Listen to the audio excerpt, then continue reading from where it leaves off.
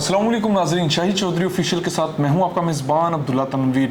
नाजरीन, मुझे काफ़ी लोग मैसेजेस कर रहे थे, बाकायदा ईमेल्स भी आई, लोग जानना चाह रहे थे कि ये जो चाइना ने पाकिस्तान को 100 मिसाइल दिए हैं यानी कि PL-15E, इनकी क्या खसूसियात हैं और क्या रीज़न है कि जो इंडियन जो एयरफोर्स है वो इन मिसाइल से काफ़ी घबराई हुई है। और खसूसी तौर पर इंडिया ने जो तैयारे लिए हैं फ्रांस से तैयारे जो इन्होंने खरीदे हैं राफेल तैयारे, क्या रीज़न है वो ऐसे डर रहे हैं और ऐसे लग रहा है कि ये इन तैयारों को उड़ा ही नहीं पाएंगे। क्या क्या खसूसियात है, मैं चाह रहा था कि आज के हम प्रोग्राम में इस चीज़ को लाजमी शामिल करें ताकि हमारी आम आवाम है वो भी चीज़ को समझ सके कि ये जो मिसाइल है इसका मकसद क्या है, इसमें कौन सी टेक्नोलॉजी का इस्तेमाल किया गया है, इसका रेडियस क्या है और ये किस किस्म का नुकसान पहुंचा सकती है अपने दुश्मनों को। पाकिस्तान ने हालिया बरसों में अपनी फिजाइया की सलाहियतों को बढ़ाने के लिए चीनी साख्ता PL-15E मिसाइल को JF-17 थंडर ब्लॉक तैयारों के साथ शामिल किया है। यह मिसाइल तवील फासले तक अहदाफ को निशाना बनाने की सलाहियत रखता है और पाकिस्तान एयरफोर्स यानी कि PAF की दिफाई और जारहाना सलाहियतों में नुमाया इजाफा करता है। ये एक फाल रिडार होमिंग के साथ तवील फासले तक मार करने वाला, हवा से हवा में मार करने वाला मिसाइल है।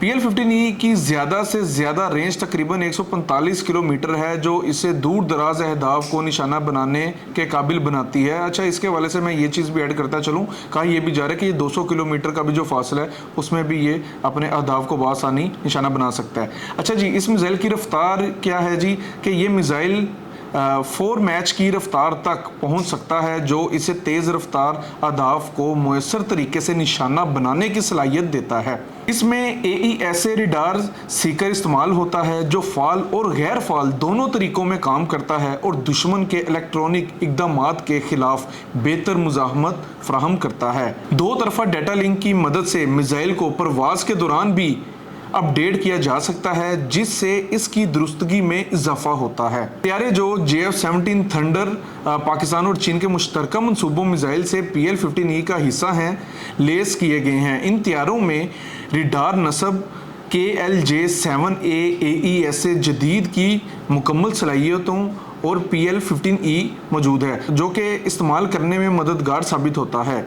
इसके अलावा हेलमेट, माउंट डिस्प्ले और जदीद इलेक्ट्रॉनिक काउंटर मैसर सिस्टम भी शामिल हैं, जो तैयारे की मजमूई कारकर्दगी को बेहतर बनाते हैं। अच्छा जी, खित्ते में तवाज़ुन की तब्दीली, ये बड़ा इंपॉर्टेंट पॉइंट है नाजरीन के मिसाइल की शमूलियत PL-15E से पाकिस्तान ने अपनी फ़िज़ाइया की सलाहियतों में नुमाया इजाफा किया है। ये मिसाइल भारत के राफेल तैयारों MICA में इस्तेमाल होने वाले तकरीबन 80 किलोमीटर और मिसाइल रेंज में इस्तेमाल होने वाले Su-30 MKI 110 kilometre missile range R-77 के मुकाबले में ज़्यादा रेंज फराहम करता है। ताहम भारत के पास भी मेटियोर मिसाइल जैसे जदीद हथियार मौजूद हैं, जिसके मुकाबले में PL-15E ज़्यादा बेहतर है, जो कारकर्दगी का मुजाहरा कर सकते हैं। चीन और पाकिस्तान में दिफाई ताउन, नाज़रीन मिसाइल की फराहमी चीन और पाकिस्तान के दरमियान मजबूत दिफाई ताउन का मुजर है। ये शराकत दारी ना सिर्फ हथियारों की फराहमी तक महदूद है, बल्कि मुश्तरका तहकीक व तरक्की और टेक्नोलॉजी की मुंतकिली तक भी फैली हुई है। नाज़रीन, मिसाइल की शमूलियत से PL-15E पाकिस्तान ने अपनी फ़िज़ाई दिफाई सलाहियतों में नुमाया इजाफा किया है। ताहम इसके मुकम्मल फ़ायद हासिल करने के लिए जदीद रिडार सिस्टम्स और पायलट्स की तरबियत भी ज़रूरी है। खित्ते में बढ़ती हुई कशीदगी के पेश नज़र ऐसे इक़दामात पाकिस्तान को दिफाई तौर पर मजबूत बनाने में मददगार साबित होंगे। ये नाज़रीन PL-15E मिसाइल जो कि चाइना ने पाकिस्तान को 100 मिसाइल दिए हैं, ये उनकी डिटेल थी। मैं चाह रहा था कि इसकी डिटेल्स आपसे लाजमी शेयर की जाए, क्योंकि आपको भी पता है और हम भी जानते हैं, बल्कि सारी दुनिया जानती है, आए दिन भारत कभी अपना जासूसी तैयारा भेज देता है, कभी वो ड्रोन का इस्तेमाल कर रहा है। और इस मिसाइल की ये भी खासियत है कि भारत अगर कोई जासूसी तैयारा भी भेजेगा तो ये उसको भी तोड़ देगा, फाड़ देगा, बल्कि उसमें जो मौजूद लोग होंगे उनके लिए बचने का कोई भी सवाल ही नहीं पैदा हो पाएगा। तो ये मेरे नज़दीक चाइना ने एक बड़े अच्छे इकदाम पेश किए हैं चाइनीज़ मिलिट्री की जानिब से, और जिससे चाइना और पाकिस्तान की जो दोस्ती है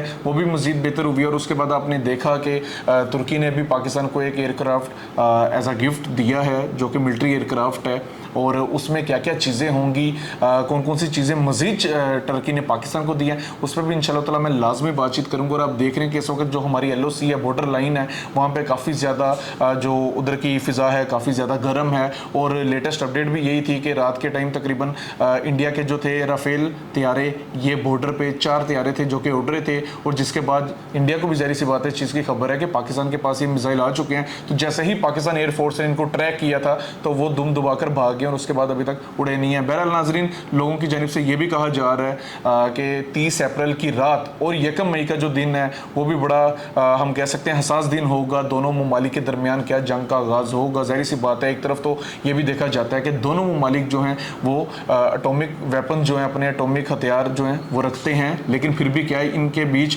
जंग होगी, क्योंकि झड़पें जो हैं वो तो चलती रहती हैं। और LOC पे तो इस वक्त बहुत शदीद झड़पें चल रही है। और आपने देखा कि इंडियन नरेंद्र मोदी जो हैं उन्होंने अपना जो उनका एक कमांडर था उन्होंने उसको भी हटा दिया, वहाँ से निकाल दिया जम्मू कश्मीर से, सिर्फ इस गर्ज पे कि ये जो भी मामला पेश आया ये तुम्हारी गफलत से। हालांकि उसने भी ये बात कही है कि अगर मेरे ऊपर इंक्वायरी की गई तो मैं सब कुछ खोल के सामने रख दूंगा। तो यकीनन ये बहुत सी तशवीशनाक हालत चल रही है इस वक्त इंडिया के खित्ते में, खुद में चल रही है ये चीज़ें कि क्या चीज़ें मजीद नई सामने आ पाएंगी। राह बिल्कुल एक्सपोज हो चुकी है। नरेंद्र मोदी जिसका दिल करता है, जब दिल करता है उसका, जिसको चाहे वो हटा देता है। तो ये चीज़ें देखते हुए साफ नज़र आ रहा है, वाज़ेह ये चीज़ें, वाज़ेह पैगाम आ रहा है हमें वहाँ से कि वो लोग बिल्कुल घबराए हुए हैं। उनको समझ नहीं आ पा रही हमने कौन सी फ़ौज को LOC पे लगाना है और कौन सी फ़ौज को कहाँ पे और किस तरीके से उसका इस्तेमाल करना है। जो उधर के जो कमांडर थे उन्होंने भी जो इस्तीफ़ा लिया है वो भी इसी बिना पे लिया था कि हमारे पास जो फ़ौज है 7 लाख फ़ौज जो कश्मीर में है ये लड़ने के लिए नहीं है,